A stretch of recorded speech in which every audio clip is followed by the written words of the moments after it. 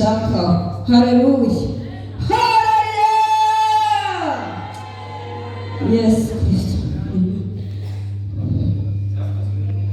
Igice cya kabiri uhere ku murongo waho wa mbere.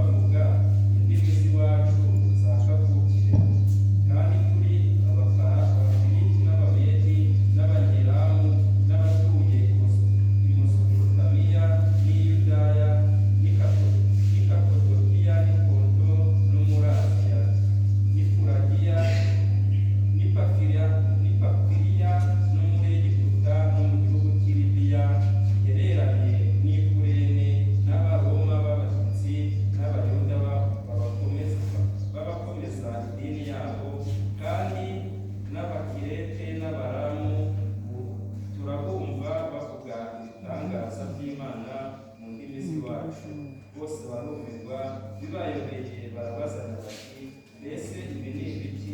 Abandi barabanegura bati basinziriye. Amen. Twumvishe ijambo ry'Imana, umwuka wera umanukira intumwa. Uyu munsi rero twebwe inyamivumo, umwuka wera watumanukiye. Uyu munsi ntabwo turimo kuvuga bariya bose, twumvishe abanyamahanga, twumvishe abari basanzwe. Nuko ngo abantu batangira kubazanya, ngo nuko barabaza ngo ese ko numva baravuga ururimi rw'iwacu,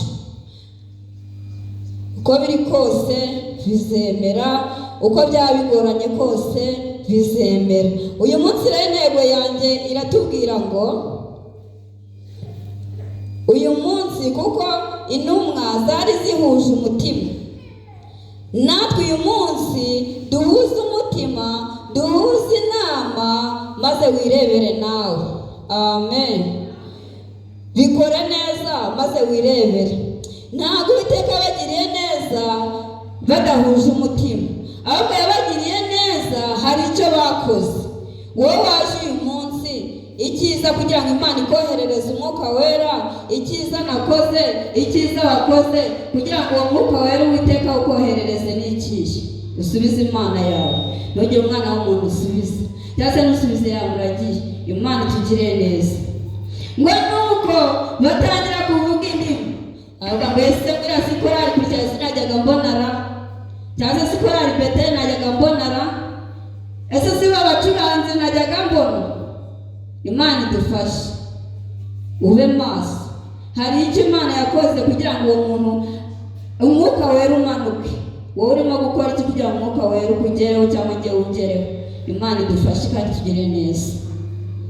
Nuko ngo barangije, ngo baravuga ngo basinze ngo ihire.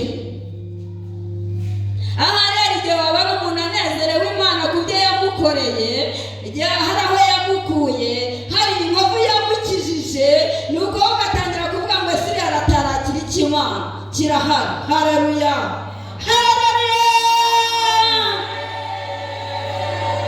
Hari ibyo Imana yadutambukije. Amen. Hari ibyo tugenda badutega dutambuka kandi Imana twabigenza neza, maze ubwo wabona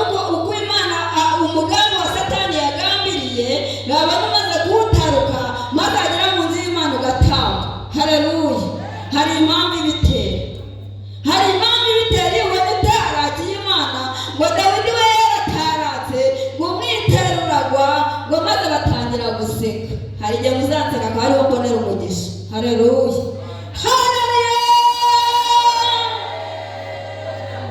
Nawe korera Imana bitewe n'icyo yagukoreye. Hari ibyo yagutambukije, hari uburwayi bwari kuguhitana, hari ibyo baguteza urabikira, kandi abandi barapfa. Uyu munsi hari abari mu bitaro bamazemo igihe kirekire, imyaka n'imyaniko, ariko wowe uyu munsi uri hano. Icyo Imana yakugendereye uyu munsi kugira ngo ubone umwuka wera wayikoreye ni igiki? Imana iturengere. Amen. Reka twihute rero turebe nuko ntabwo ndi buhasome, ntabwo ndi bubatindire. Mu byakozwe n'intumwa igice cya 5, Ananiya na Safira baraza boze neza bisize, nuko babona intumwa nziza, bateranye inyamivumu barasa neza, abaririmbyi bararirimba bigakunda, abakristo biragutambuka bigakunda. Nuko aravuga ati nanjye ngiye kubana na bariya bantu. Urimo gukora iki? Imana idufashe. Uyu munsi turi mu munsi w'umwuka wera. Nuko barangije bamaze koga baraza bagera inyamivumu, basanga abantu b'Imana Yesu Kristo yabasize, yabanesheje, yabahaye icyo kurya, yabahaye icyo kunywa. Aragira ati ngewe nanjye ngiye kwifuza kubana n'ab'inyamivumu. Imana idufashe kandi tugire neza. Ubitekerezeho. Nuko ahageze asanga turimo gusangira ijambo ry'Imana, dufite ibyacu nta mutima ubushama dufite. Nuko aravuga ati nanjye ngiye kubana na bariya bantu. Amen. Nuko aragenda araza asanga umwuka w'Imana, asanga abantu b'Imana baguze ibyuma, ati nanjye ndabigura. Asanga bakoze urusengero, ati nanjye ndabirukora. Nuko birangiye, maze igihe kigeze cyo guhabwa imbaraga, cyo guhabwa umwuka wera, nuko aragenda abwira umugore ati noneho wa mugore we, nanjye nafashijwe, ngiye kugenda mbane na buriya bwoko. Kandi ubwoko babanaga batishamba, ntacyo bahishanya, bahuje umutima n'inama, basenga umwuka wera. Nuko Ananiya nawe rero abonye ubwiza bwa korali ku kirasi cya Beteli cyangwa abakristo bahari, nuko ati nanjye ndashaka kubana nawe. Utekereze aho waje uyu munsi, utekereze impamvu. Ntabwo nzi ibyo ukora, ntabwo uzi ibyo nkora, ariko ubwire Imana yawe, uvuga ngo ese Mana uje wambona. Imana itugiriye neza. Noneho baragenda bagurisha ibyabo, kandi byari ibyabo ntawabibaburanije. Hari ikintu tujya dukora tukikururira umuvumo kandi bitari ngombwa. Ubitekereze. Yesu Kristo. Noneho baragenda baragurisha, kandi byari ibyabo n'umuryango wabo. Barangije baraza babwira intumwa bati mwantumwa mwabayobozi mwe ngibi biguzi naguze mu isambu yanjye kugira ngo mbane namwe. Imana idufashe. Urebe uyu munsi. Nuko baramwitegereza. Hari amagambo bagisomeye yuko impano zitari zimwe. Hari impano zo kugenzura, hari impano zo gukiza abarwayi, hari impano zimwe zose bagiye badusomera. Nuko ageze muri za mpano Uwiteka yanyanyagije mu bantu be, baramurondora. Barangije kumurondora basanga ariganyije umwuka w'Imana. Uyu munsi nturiganye umwuka w'Imana. Imana idufashe. Izaduhemba. Urebe ese njye nariganyije umwuka w'Imana. Nuko baramureba baramwitegereza bati ni iki gitumye Ananiya uriganya umwuka w'Imana? Wa mukristo we, ni iki gitumye turiganya umwuka w'Imana?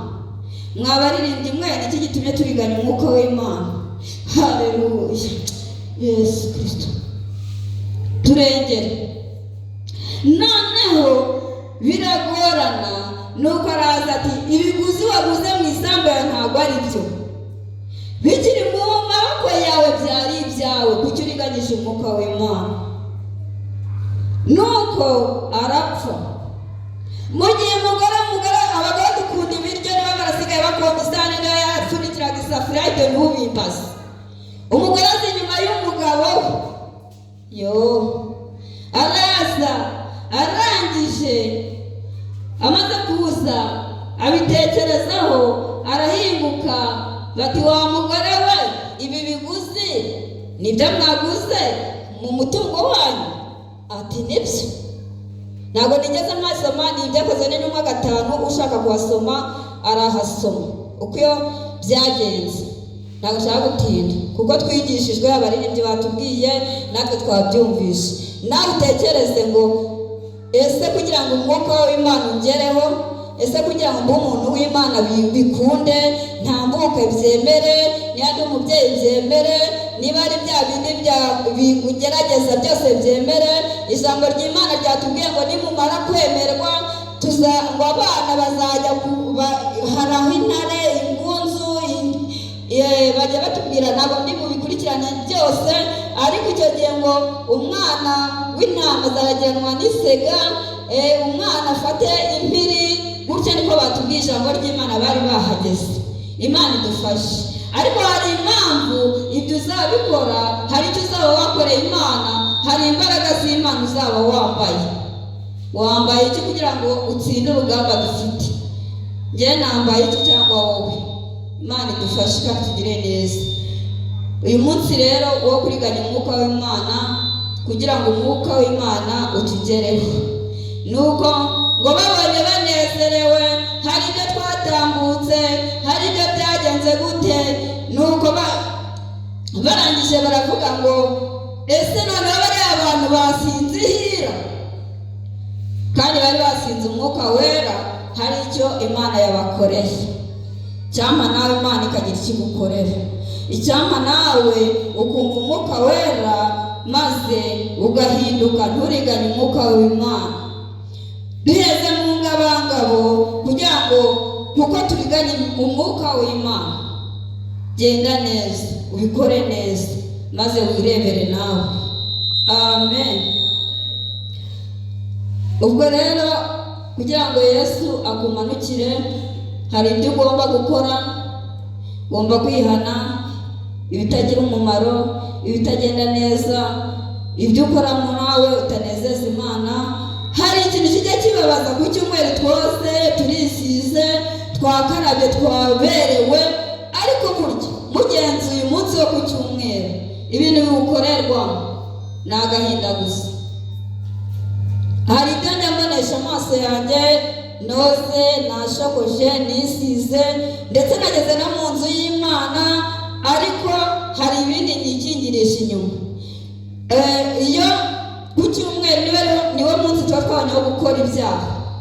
Abasamara abasinda bagasinda, abahiba bakiba, kandi ni umunsi wo ku cyumweru, kandi twese turi abakristo, twarabatijwe. Uwo mwuka w'Imana uraza he? Uranyura hehe? Imana idufashe.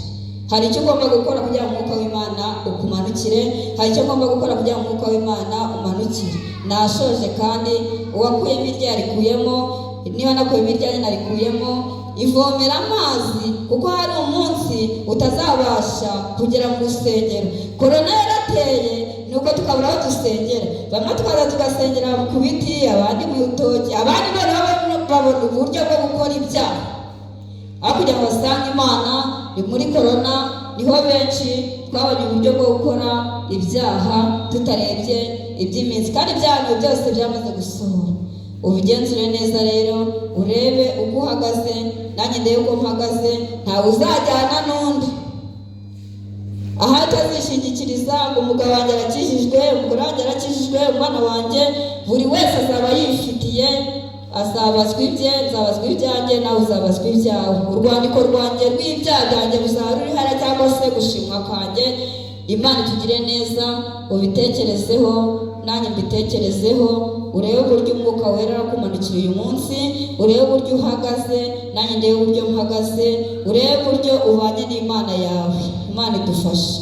Narekeye aho. Imana iturengere. Igikuru cyo urebe icyo ukorera Imana, nanjye ndebe icyo nkorera Imana, kugira ngo umwuka w'Imana uhere ko uze, kugira ngo urebe ko byagenda neza tuza dusaba ibyiza, tukaza tugasaba Imana, ariko hari icyo ugomba gukora ukizera, wamara kwizera nayo igakora umurimo. Ahari se yakora umurimo itsanze iriya muri ibyo byaha bitandukanye. Imana idufashe rero, ndashoje, ubere amaso ubugingo bwawe, cyane cyane kuko muri ino minsi bigaragara nk'iterambere ahari, kandi ari byo birimo kutujyana mu byaha. Umuntu akananirwa kwifata uko ari, akifata uko atari. Imana iturengere. Ubwo rero reka dusenge Imana, urebe, ubwire Imana yawe uburyo yakugendera, ikaguha umwuka wera, ikakuzuza umwuka wera, cyangwa se na urebe ese mu mutima wawe wigenze ngo ese mu mwuka wera aramutse aje yambona. Mana Data wa twese Kristo, turagushimiye